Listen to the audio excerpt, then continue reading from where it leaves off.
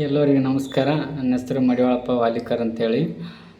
ಈ ವಿಡಿಯೋ ಮಾಡೋ ಉದ್ದೇಶ ಏನಮ್ಮ ಅಂದರೆ, ಇತ್ತೀಚೆಗೆ ನಮ್ಮ ಶಿಕ್ಷಣ ಸಚಿವರಾದಂಥ ಮಧು ಬಂಗಾರಪ್ಪನವರು ಹೇಳಿದ್ದಾರೆ 18,600 ಶಿಕ್ಷಕ ಹುದ್ದೆಯನ್ನು ಶೀಘ್ರದಾಗ ಕರಿತೀನಿ ಅಂತ ಹೇಳಿದ್ದಾರೆ.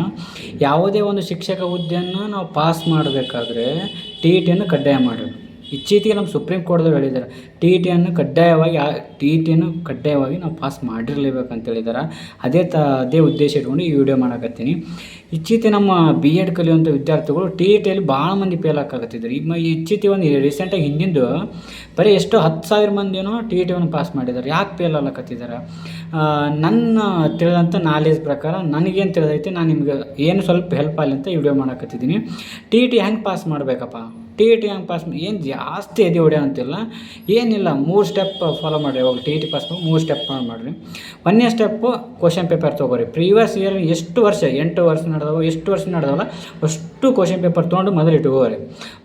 ಎರಡನೇದು ಪಾಯಿಂಟು, ಒಂದು ಬುಕ್ಕ ಪರ್ಟಿಕ್ಯುಲರಾಗಿ ಒಂದೇ ಬುಕ್ಕ ತೊಗೋರಿ. ಯಾವ ಸಬ್ಜೆಕ್ಟ್, ಸೈಕಾಲಜಿ ತೊಗೊತೀರ ಒಂದು ಬುಕ್ಕ, ಸಮಾಜ ವಿಜ್ಞಾನ ಟೆಕ್ಸ್ಟ್ ಬುಕ್ಕ, ಬೋಧನಾಶಾಸ್ತ್ರ ಒಂದು ಸಣ್ಣ ನೋಟ್ಸು, ಗ್ರಾಮರ್ ಓದೋಕೆ ಒಂದು ಸಣ್ಣದು, ಎಷ್ಟಾಗ್ತಾವಲ್ಲ ಒಂದೇ ನೋಟ್ಸ್ ಪರ್ಟಿಕ್ಯುಲರಾಗಿ ಒಂದು ನೋಟ್ಸ್ ತೊಗೊಂಡು ಇಟ್ಕೊಳ್ಳಿ. ನೆಕ್ಸ್ಟ್ ಈ ಬುಕ್ಕ ತೊಗೊಂಡ್ರಲ್ಲ, ಇವೇ ಬುಕ್ಕ ಒಳ್ಳೊಳ್ಳೆ ಓದಬೇಕು. ಏನು ಮಾಡಬೇಕು? ರಿವಿಷನ್ ಮಾಡಬೇಕು. ಎಷ್ಟು ಸಲ ಆಗುತ್ತಾ ರಿವಿಷನ್ ಮಾಡಬೇಕು. ಅದೊಂದು ಟೈಮ್ ಸಿಕ್ತಂದ್ರೆ ಈ ಮೊಬೈಲ್ನಾಗ ಕೈ ಆಡಿಸೋದು, ಪಿಕ್ಚರ್ ನೋಡೋದು ಅವೆಲ್ಲ ಬಿಟ್ಟು ಎಷ್ಟು ಸಾಧ್ಯ ಆಗುತ್ತಲ್ಲ ಓದೋಕ್ಕೆ ಟ್ರೈ ಮಾಡಿ. ನೀವು ಏನಕ್ಕತ್ತೀರಿ ಸರ್ ಎಷ್ಟು ಸಾಧ್ಯ ಆಗ್ತಲ್ಲ ಓದ್ಬೇಕಂತಿರಲ್ಲ, ಓದ್ಬೇಕಂದ್ರೆ ಹೆಂಗಂದ್ರೆ ಡೈಲಿ ಮೆಡಿಟೇಷನ್ ಮಾಡಿ. ಎಷ್ಟಾಗ್ತಲ್ಲ ಮಾರ್ನಿಂಗ್ ಎದ್ದುಗಳೇ ಒಂದು 10 ನಿಮಿಷ ಆಗಲಿ 20 ಮೆಡಿಟೇಷನ್ ಮಾಡಿ ತಾನೇ ಓದೋಕ್ಕೆ ಮೈಂಡ್ ಕಂಟ್ರೋಲ್ ಬರುತ್ತೆ. ಮೆಡಿಟೇಷನ್ ಮಾಡಿರಿ. ನಾನು 3 ಸ್ಟೆಪ್ ಹೇಳಿದೆ. ಕ್ವಶನ್ ಪೇಪರ್ ತೊಗೋಬೇಕು, ಪರ್ಟಿಕ್ಯುಲರ್ ಒಂದು ಬುಕ್ಕ ತೊಗೋಬೇಕು, ಅದನ್ನು ಒಳ್ಳೆ ರಿವಿಷನ್ ಮಾಡಬೇಕು. ಸರ್ ಓದಬೇಕಂದ್ರೆ ಅದನ್ನು ಧ್ಯಾನ ಮಾಡಬೇಕು, ಮಾರ್ನಿಂಗ್ ಎದ್ದು ಮೆಡಿಟೇಷನ್ ಮಾಡಬೇಕು, ಮೈಂಡ್ ಸ್ವಲ್ಪ ಕಂಟ್ರೋಲ್ ಬರುತ್ತೆ, ನಿದ್ದೆನೂ ಕಂಟ್ರೋಲ್ ಸಿಗುತ್ತೆ. ಇವು 3 ಮಾಡಬೇಕು. ಯಾವಾಗಲೂ ನೋಡಿರಿ ನಮ್ಮ ಟೀಚರ್ ಹುದ್ದೆ ಅನ್ನೋದು ಒಂದು ರೆಸ್ಪೆಕ್ಟೆಡ್ ಹುದ್ದೆ.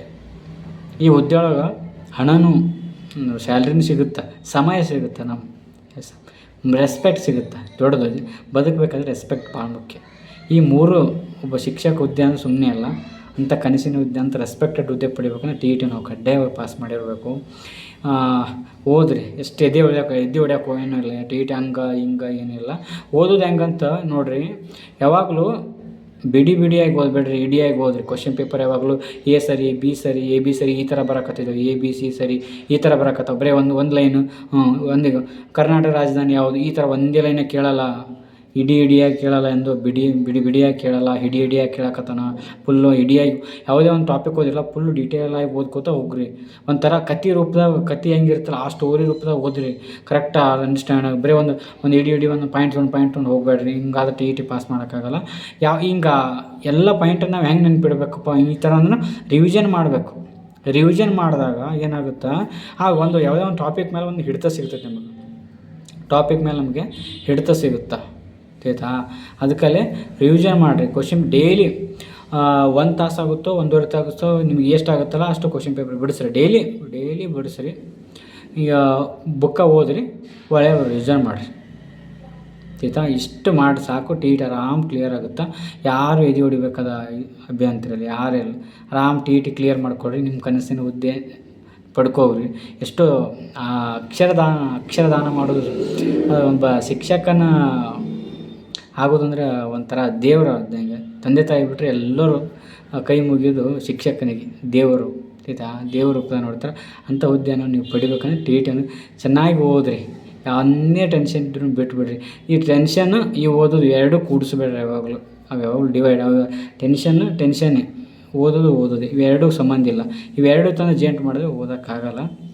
ಹೊರಗೆ ಇರೋ ಎಮೋಷನ್ ಏನಿದ್ರು ಈ ಓದೋದು ಬಿಟ್ಟು ಹೊರಗೆ ಇಡ್ರಿ. ಯಾವುದೇ ಪ್ರಾಬ್ಲಮ್ ಅಂದ್ರೂ ಓದೋ ಕೂಡ ಕೂಡಿಸ್ಬೇಡ್ರಿ.